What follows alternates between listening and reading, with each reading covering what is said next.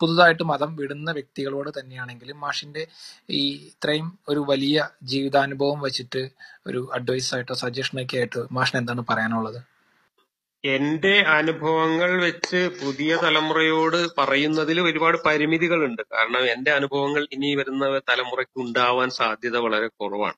എങ്കിൽ പോലും പൊതുവിൽ ചില കാര്യങ്ങൾ അങ്ങനെയുള്ള ആളുകളോട് പറയാനുള്ളത്, നമ്മള് മഹാഭൂരിപക്ഷം ആളുകളും മതവിശ്വാസികളാണ്. മതത്തെ എല്ലാ കാര്യങ്ങൾക്കും മതത്തെ ആശ്രയിച്ചുകൊണ്ട് ജീവിക്കുന്നവരാണ്. പിന്നെ ഈ മതം എന്ന് പറയുന്നത് മനുഷ്യന്റെ വിചാരമോ ചിന്തയോ അല്ലെങ്കിൽ അറിവോ അല്ല, അതൊരു വികാരമായിട്ടാണ് മതത്തെ പൊതുവിൽ ആളുകൾ സ്വീകരിക്കുന്നത്.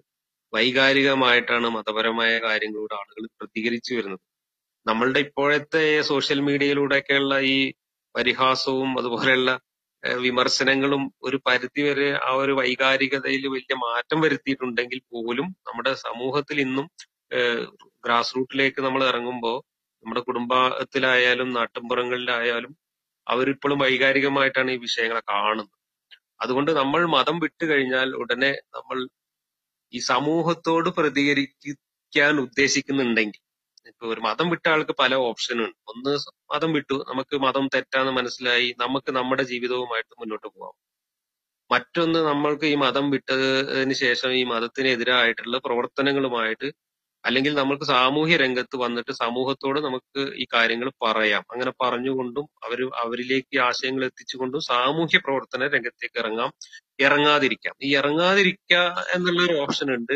അങ്ങനെയുള്ളവരോട് നമുക്ക് പ്രത്യേകിച്ചൊന്നും പറയാനില്ല. അവരവരുടെ വ്യക്തി ജീവിതവും കുടുംബജീവിതവുമായിട്ട് മുന്നോട്ട് പോകട്ടെ. പക്ഷെ പുറത്തിറങ്ങി പ്രവർത്തിക്കുന്ന ആളുകൾ പ്രധാനമായിട്ടും പരിഗണിക്കേണ്ട കുറച്ച് കാര്യങ്ങളുണ്ട്. ഒന്ന്, അത് നമ്മൾ എവിടെയാണോ ആരോടാണോ നമ്മൾ സംബോധന ചെയ്യുന്നത് ആ സമൂഹത്തെ നമ്മൾ കൃത്യമായി അറിഞ്ഞിരിക്കണം. ആ സമൂഹത്തിന്റെ നിലവിലുള്ള അവസ്ഥ അറിഞ്ഞിരിക്കണം. അവരുടെ വൈകാരിക അവസ്ഥ അറിഞ്ഞിരിക്കണം. അവരുടെ വൈജ്ഞാനിക നിലവാരം അറിഞ്ഞിരിക്കണം. അവരുടെ സംസ്കാര നിലവാരം അറിഞ്ഞിരിക്കണം. അവര് ഇപ്പോൾ എവിടെ നിൽക്കുന്നു എന്ന് കൃത്യമായിട്ട് അറിഞ്ഞിരിക്കണം. അതിനുശേഷം അവർ ഇപ്പൊ നിൽക്കുന്ന സ്ഥലത്ത് നിന്ന് കുറച്ചുകൂടെ മുന്നോട്ട് അവരെ കൊണ്ടുപോവാൻ, നമ്മൾ ലക്ഷ്യം വെക്കുന്നിടത്ത് എടുത്തു ചാടി നമുക്ക് പോകാൻ പറ്റില്ല. എടുത്തു ചാടിയാൽ നമ്മൾ വീണ് നടുകൂടിയുള്ളൂ. അപ്പൊ നമ്മൾ സ്റ്റെപ്പ് ആയിട്ടാണ് ഇവരെ മുന്നോട്ട് കൊണ്ടുപോകേണ്ടത്. അപ്പൊ നമ്മൾ ഇവിടെ എവിടെയാണ് നിൽക്കുന്നത്, ഏത് സ്റ്റെപ്പിലാണ് നിൽക്കുന്നത് എന്ന് പരിഗണിച്ചുകൊണ്ട് പറയേണ്ട കാര്യങ്ങൾ പറയേണ്ട രീതിയിൽ പറയാനുള്ള ഒരു പരിശീലനം നേടിക്കൊണ്ടും ഈ സമൂഹത്തിന്റെ പൊതുവായ ചില ധാർമ്മിക പൊതുബോധത്തിന്റെ കൂടെ നിന്നുകൊണ്ട് നമ്മൾ ആ സമൂഹത്തെ മാറ്റിയെടുക്കുക എന്ന ലക്ഷ്യം വെച്ചുകൊണ്ടായിരിക്കണം നമ്മൾ സമൂഹത്തിൽ പ്രവർത്തിക്കേണ്ടത്. അങ്ങനെ വരുമ്പോൾ നമുക്ക് നമ്മൾ ലക്ഷ്യം വെക്കുന്ന ഒരു സമൂഹം വന്നതിന് ശേഷം അവിടെ പ്രാവർത്തികമാക്കേണ്ട കാര്യങ്ങളിൽ നിന്നൊക്കെ നമ്മൾ കുറച്ച് വിട്ടുവീഴ്ചകൾ ചെയ്യാനും നമ്മൾ കുറച്ച് വിട്ടു നിൽക്കാനും സമൂഹത്തിന്റെ പൊതുബോധത്തെ ഒരു പരിധി വരെയൊക്കെ നമ്മൾ പരിഗണിക്കാനും കൂടെ തയ്യാറാവേണ്ടി വരും. ഞാനീ പറഞ്ഞതിന്റെ അർത്ഥം എന്താ വെച്ചാൽ, നമ്മൾ സമൂഹം പൊതുവിൽ ധാർമ്മികം എന്ന് കരുതുന്ന കാര്യങ്ങളിലും അധാർമികം എന്ന് കരുതുന്ന കാര്യങ്ങളിലൊക്കെ വളരെ ശ്രദ്ധയോടുകൂടി കൈകാര്യം ചെയ്തുകൊണ്ടും നമ്മുടെ വ്യക്തി ജീവിതത്തിലോ നമ്മുടെ കുടുംബ ജീവിതത്തിലോ സമൂഹത്തിന് കാര്യമായ പുഴുക്കുത്തുകൾ കാണാൻ കഴിയാത്ത രീതിയിൽ മാതൃകാപരമായി ജീവിച്ചുകൊണ്ടും മാത്രമേ നമുക്ക് ഇതുപോലുള്ള ബഹുഭൂരിപക്ഷത്തിന്റെ അഭിപ്രായങ്ങൾക്കെതിരായിട്ട് ഒഴുക്കിനെതിരെ നീന്തുന്ന തരത്തിലുള്ള പ്രവർത്തനങ്ങൾ നടത്താൻ കഴിയൂ. ഇല്ലെങ്കിൽ നമുക്ക് ഇടക്ക് വെച്ചിട്ട് വലിയ വീഴ്ചകൾ ഉണ്ടാവും. അത് നമുക്ക് മാത്രമല്ല, നമ്മൾ മുന്നോട്ട് വയ്ക്കുന്ന ആശയത്തിനും പ്രസ്ഥാനത്തിനും ഒക്കെ ദോഷകരമായിരിക്കും. അതുകൊണ്ട് മതം വിട്ടു വരുന്ന ആളുകൾ ഒരു സാമൂഹ്യ ധാർമ്മികതയുടെ ബാലപാഠങ്ങളെങ്കിലും മര്യാദക്ക് പഠിച്ചിട്ട് അവർ അഭിസംബോധന ചെയ്യുന്ന സമൂഹത്തെ മനസ്സിലാക്കിയിട്ട് ആ സമൂഹത്തെ ഇനി എങ്ങോട്ടാണോ നയിക്കേണ്ടത് എന്നതിനെക്കുറിച്ച് കൃത്യമായൊരു ദിശാബോധമൊക്കെ നിർമ്മിച്ചതിന് ശേഷം മാത്രമേ ഈ ആശയ പ്രചരണവുമായിട്ട് രംഗത്ത് പ്രവർത്തിച്ചു തുടങ്ങാവൂ എന്നാണ് എനിക്ക് പറയാനുള്ളത്. അല്ലാതെ എടുത്തു ചാടി നമ്മൾ ഓരോ കാര്യങ്ങൾ പറയുകയും ചെയ്യുകയും നമ്മുടെ ജീവിതത്തിൽ സമൂഹത്തിന് വളരെ നെഗറ്റീവായിട്ടുള്ള മാതൃകകൾ ഉണ്ടാവുകയും ഒക്കെ ചെയ്തു കഴിഞ്ഞാൽ നമ്മുടെ ആശയത്തെ പോലും അത് നെഗറ്റീവായിട്ട് ബാധിക്കും. അത് ആ ഒരു കാര്യത്തിൽ എല്ലാവരും ശ്രദ്ധിക്കണം എന്നുള്ളതാണ് അവരോട് എനിക്ക്, പുതിയ ആളുകളോട് എനിക്ക് പറയാനുള്ളത്. അത് ഇപ്പൊ നാട്ടിൻപുറത്ത് ഞാനൊക്കെ അനുഭവിച്ച രീതിയിലല്ല ഇനിയുള്ള ഈ സോഷ്യൽ മീഡിയ കാലത്ത് നമ്മുടെ ലോകം വേറൊന്നാണ്. നമ്മളൊന്നും അനുഭവിച്ച ലോകവുമായിട്ട് ഒരു ബന്ധവും ഇല്ലാത്തൊരു ലോകത്താണ് ഇന്ന് നമ്മൾ ജീവിക്കുന്നതും പ്രവർത്തിക്കുന്നതും. അപ്പൊ അതിൻ്റെതായ രീതിയിൽ യുക്തിപരമായിട്ട് പരിഗണിച്ചുകൊണ്ട് ഞാൻ ഈ പറഞ്ഞ സമൂഹത്തെ കൂടി കൃത്യമായി മനസ്സിലാക്കിക്കൊണ്ട് പ്രവർത്തനങ്ങൾ നടത്താൻ പാടുള്ളൂ. ഇതാണ് എനിക്ക് പറയാനുള്ള ഒരു ഉപദേശം എന്നുള്ള നിലക്ക് പറയാനുള്ളത്. ഇതാണ്. ഞാനൊരു ഉപദേശി അല്ല എങ്കിൽ പോലും. ഈ സോ കോൾഡ് ഈ മത ധാർമ്മികതയും അതുപോലെ തന്നെ ആധുനിക മനുഷ്യന്റെ ധാർമ്മികതയും മാഷിന്റെ പെർസ്പെക്റ്റീവിൽ ഒന്ന് കമ്പയർ ചെയ്യാമോ? ലൈക്ക് ആൾക്കാർക്ക് മനസ്സിലാവും.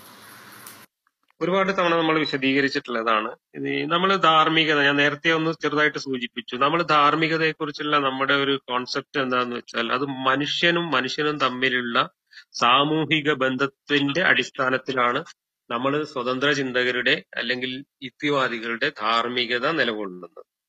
എന്നാൽ ഈ മതവാദികൾ പറയുന്നത് ധാർമ്മികത എന്നതൊക്കെ മതമാണ് ഉണ്ടാക്കിയത്, അത് മതമാണ് സംരക്ഷിക്കുന്നത്, മതത്തിന്റെ കുത്തകയാണ് അത് എന്നൊക്കെയാണ് അവരുടെ അവകാശവാദം.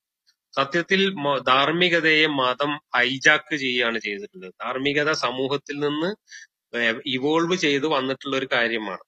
മനുഷ്യൻ ഇവിടെ രൂപം കൊള്ളുന്നത്, പ്രകൃതിയിൽ രൂപം കൊള്ളുന്നത് തന്നെ ചെറിയ സംഘജീവൻ പാകത്തിനാണ്. സംഘജീവിതം എന്ന് പറഞ്ഞാൽ ആദ്യഘട്ടത്തിലും മനുഷ്യൻ ചെറിയ കൂട്ടങ്ങളായിട്ട് വേട്ടയാടിയും ഒക്കെ ജീവിച്ചിരുന്ന ഒരു കാലത്ത് ചെറിയ സംഘങ്ങളായിട്ട് 100-150 മാക്സിമം അംഗങ്ങളുള്ള ചെറിയ സംഘങ്ങളായി ജീവിക്കാനാണ് മനുഷ്യൻ ഭൂമിയിൽ പരിണമിച്ചുണ്ടായത്. പക്ഷെ പിന്നീട് മനുഷ്യൻ ചെറിയ സംഘങ്ങൾ എന്നത് വിട്ടിട്ട് സെറ്റിൽ ചെയ്ത വലിയ സംഘങ്ങളായി, കൃഷിയും മറ്റൊക്കെ തുടങ്ങിയ സമയത്ത് വലിയ സംഘങ്ങളായി, ഗോത്രങ്ങളായി ജീവിക്കാൻ തുടങ്ങിയപ്പോൾ ആ സംഘജീവിതത്തെക്കാൾ കുറച്ചുകൂടെ സങ്കീർണമായ ഒരു ജീവിത അവസ്ഥ, സാമൂഹിക അവസ്ഥ ഉണ്ടായപ്പോൾ അതിനനുസരിച്ച് ഗോത്രത്തെ ഒരുമിച്ച് നിർത്താനും ഗോത്രത്തെ ഒരു നേതാവിന്റെ കീഴിൽ നയിക്കാനും ഗോത്രത്തിന്റെ ശത്രുക്കളെന്ന് കണക്കാക്കുന്ന മറ്റു ഗോത്രങ്ങളെ ആക്രമിച്ച് സ്വന്തം ഗോത്രത്തെ പ്രബലപ്പെടുത്താനും വികസിപ്പിക്കാനും ഒക്കെ ആവശ്യമായിട്ടുള്ള നിയമങ്ങളും ചട്ടങ്ങളുമാണ് ആദ്യകാലത്ത് മനുഷ്യൻ രൂപീകരിച്ചത്. അത് മനുഷ്യന്റെ ജീവിത അനുഭവങ്ങളിലൂടെ പിന്നീട് വികസിച്ച് നമ്മൾ ബോധപൂർവം വികസിപ്പിച്ച് ഉണ്ടാക്കിയതാണ് ആധുനിക കാലത്തെ മനുഷ്യന്റെ ധാർമ്മിക മൂല്യങ്ങളും ധാർമ്മിക സങ്കല്പങ്ങളും നിയമങ്ങളും ചട്ടങ്ങളും എല്ലാം. അതിനെ സ്വാധീനിക്കുന്ന കുറെ ഘടകങ്ങളുണ്ട്. അതിനെ ഏറ്റവും സ്വാധീനിക്കുന്ന ഘടകങ്ങൾ എന്ന് പറയുന്നത്, അതിലേറ്റവും പ്രാഥമികമായിട്ടുള്ള ഒരു ഘടകം എന്ന് പറയുന്നത് ജന്മവാസന തന്നെയാണ്. ജന്മവാസനകൾ നമുക്ക് നെഗറ്റീവും പോസിറ്റീവും ആയിട്ടുള്ള ഒരുപാട് ജന്മവാസനകളുണ്ട്. ഈ നെഗറ്റീവ് പോസിറ്റീവ് എന്ന് പറയുന്നത് പോലും സാമൂഹികതയുടെ അടിസ്ഥാനത്തിലാണ്. ഒരു വ്യക്തിയുടെ വ്യക്തിപരമായിട്ടുള്ള സ്വാർത്ഥത ജന്മവാസനയായിട്ടുണ്ട്. അതേപോലെ തന്നെ ഒരു സംഘജീവി എന്നുള്ള സഹജീവി സ്നേഹവും നമുക്ക് ജന്മവാസന പോലെ തന്നെ കിട്ടിയിട്ടുണ്ട്. അതുകൊണ്ടാണ് ഒരു മനുഷ്യൻ, നമുക്ക് പരിചയം പോലും ഇല്ലാത്ത ഒരു മനുഷ്യൻ എവിടെയെങ്കിലും ഒരു ആപത്തിൽപ്പെട്ട് കഷ്ടപ്പെടുന്നത് കാണുമ്പോൾ അയാളെ സഹായിക്കാനുള്ള ഒരു ആന്തരികമായ ത്വര പൊതുവെ മനുഷ്യനിൽ രൂപപ്പെട്ടു വരുന്നത് ഈ ജന്മവാസനയായിട്ട് തന്നെ നമുക്ക് ഈ സഹജീവി സ്നേഹം ഉള്ളത് കൊണ്ടാണ്. അത് മനുഷ്യനിൽ മാത്രമല്ല, സംഘജീവിതം നയിക്കുന്ന പോത്തുകളിലും മാനുകളിലും സിംഹങ്ങളിലും പക്ഷികളിൽ പോലും നമ്മൾ അത് കാണുന്നുണ്ട്. നമുക്ക് അത്തരത്തിലുള്ള എത്രയോ വീഡിയോസ് ഒക്കെ നമുക്ക് കാണാൻ പറ്റും. ഒരു പോത്തിനെ ഒരു സിംഹത്തിന്റെ വായിൽ നിന്ന് രക്ഷിക്കാൻ മറ്റു പോത്തുകൾ വന്നിട്ട് സംഘടിച്ചു വന്നിട്ട് ശ്രമിക്കുന്നതൊക്കെ നമുക്ക് കാട്ടിൽ കാണുന്ന കാഴ്ചകളാണ്. അപ്പോൾ ഉണ്ട്, മനുഷ്യർക്ക് അത് കുറച്ച് കൂടിയ അളവിൽ, മറ്റെല്ലാ കാര്യങ്ങളിലും എന്ന പോലെ ഈ കാര്യത്തിലും കുറച്ച് കൂടിയ അളവിലുണ്ട്. മനുഷ്യരുടെ ഈ സഹജീവി സ്നേഹം മനുഷ്യരോട് മാത്രമല്ല മറ്റു ജീവിയോട് പോലും നമുക്ക് സ്നേഹം തോന്നാറുണ്ട്. ഒരു ജീവി കഷ്ടപ്പെടുമ്പോൾ പോലും അതിനെ രക്ഷപ്പെടുത്താൻ നമ്മളെ പ്രേരിപ്പിക്കുന്നത് നമ്മുടെ ആന്തരികമായിട്ട് നമ്മുടെ ഉള്ളിലുള്ള ഈ ഒരു ജന്മവാസനയാണ്. അതോടൊപ്പം തന്നെ സഹകരണാത്മകത എന്ന് പറയുന്നതും ജന്മവാസനയായിട്ട് നമുക്ക് കിട്ടിയിട്ടുണ്ട്. സംഘജീവിതം സാധ്യമാക്കുന്നതിന് പ്രകൃതിയാ നമുക്ക് കിട്ടിയിട്ടുള്ളതാണ് ഈ സഹകരണാത്മകത.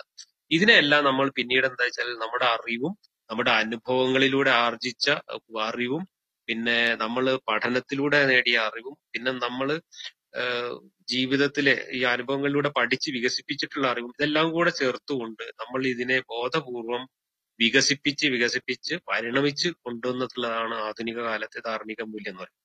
അതിൽ മതങ്ങൾ വഹിച്ച പങ്ക് എന്താന്ന് വെച്ചാൽ, മതങ്ങൾ ഉണ്ടായ കാലത്ത് അന്ന് സമൂഹത്തിൽ നിലവിലുള്ള ധാർമ്മികതയെ മതം ഹൈജാക്ക് ചെയ്തിട്ട് മതം അതിനെ സംരക്ഷിച്ചു.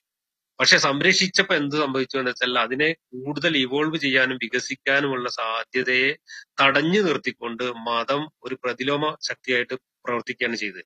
അതുകൊണ്ടാണ് ഇപ്പൊ ഇന്ന് 6-ാം നൂറ്റാണ്ടിൽ ഒരു ഗോത്ര സമൂഹത്തിൽ ഉണ്ടായ ഈ ഇസ്ലാം പോലുള്ള മതങ്ങളും അതിന്റെ ധാർമ്മികതയും ഇന്ന് ആ മതത്തിന് തന്നെ വലിയൊരു ഭാരമായി മാറിയിരിക്കുകയാണ്. ആ മതവിശ്വാസികൾ ഇന്ന് ആ ധാർമ്മികത കൊണ്ട് ബുദ്ധിമുട്ടുന്നതാണ് നമ്മൾ കാണുന്നത്. ഇന്ന് മനുഷ്യനോട് പറയാൻ പറ്റാത്ത കാര്യങ്ങളാണ് അതിൽ ധാർമ്മിക നിയമങ്ങളായിട്ട് എഴുതി വെച്ചിട്ടുള്ളത്. എന്നിട്ട് അത് ഇന്നത്തെ കാലത്തിനനുസരിച്ച് അതിനെ പെയിന്റ് അടിക്കാൻ വേണ്ടി കഷ്ടപ്പെടുകയാണ് അവർ ചെയ്യുന്നത്. അതിന് കാരണം ഈ അന്നത്തെ സാമൂഹ്യ ഘടനയ്ക്ക് അനുസരിച്ച് അന്ന് മനുഷ്യൻ രൂപപ്പെടുത്തിയിട്ടുള്ള ധാർമ്മികത മതം ഹൈജാക്ക് ചെയ്തിട്ട് മതം എന്ത് ചെയ്തു, അത് സ്ഥായിയാണ് എന്ന് സ്ഥാപിച്ചുകൊണ്ട് കിതാബുകളിൽ എഴുതി വെക്കുകയും ഇത് പടച്ചോൻ ഉണ്ടാക്കിയതാണ്, ലോകാവസാനം വരേക്കാണ് എന്നൊക്കെയുള്ള മണ്ടത്തരങ്ങൾ എഴുതി വെക്കുകയും ചെയ്തു. ആ മണ്ടത്തരങ്ങളെ കഥകളായി വിശ്വസിച്ചുകൊണ്ട് ഗോത്ര ജീവിതം നയിച്ചിരുന്ന മനുഷ്യൻ ആ ഗോത്രകാലം കഴിഞ്ഞിട്ടും ഈ മണ്ടത്തരങ്ങളിൽ അള്ളിപ്പിടിച്ചു കിടക്കുന്നു എന്നതുകൊണ്ട് തന്നെ മതങ്ങൾ ഇന്ന് മനുഷ്യന്റെ ധാർമ്മിക ജീവിതത്തിനും ധാർമ്മിക പുരോഗതിക്കും മുമ്പിൽ ഏറ്റവും വിലങ്ങ് തടിയായിട്ട് നിൽക്കുന്നു എന്നതാണ് വാസ്തവം. അത് വിശ്വാസികൾക്ക് പോലും തിരിച്ചറിയാൻ കഴിഞ്ഞിട്ടുണ്ട്. പക്ഷെ വിശ്വാസം എന്ന് പറയുന്ന ഒരു സാധനം പെട്ടെന്ന് ഉപേക്ഷിക്കാൻ പറ്റാത്ത വിധത്തിൽ നമ്മുടെ മസ്തിഷ്കത്തിൽ അള്ളിപ്പിടിച്ച് കിടക്കുന്നത് കൊണ്ട് ഇതിന്റെ രണ്ടിന്റെ ഇടയിൽ കിടന്ന് വല്ലാത്തൊരു പ്രതിസന്ധി നേരിടുകയാണെന്ന്, അസ്തിത്വ പ്രതിസന്ധി നേരിടുകയാണെന്ന് മതങ്ങൾ ചെയ്യുന്നത്. കാരണം മതത്തിന് ഇന്ന് ആധുനിക മനുഷ്യന്റെ ധാർമ്മിക മൂല്യങ്ങൾക്കൊപ്പം സഞ്ചരിക്കാൻ കഴിയാതെ വന്നപ്പോൾ അവര് കഷ്ടപ്പെടുന്നതാണ് കാണുന്നത്.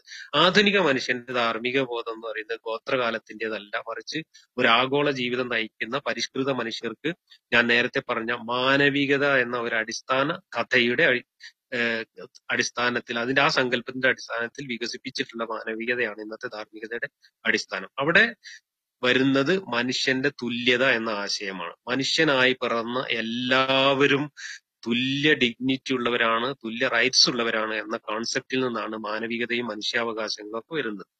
അതിന് തീർത്തും വിരുദ്ധമാണ് ഗോത്രകാലത്തുണ്ടായ മതധാർമ്മികത.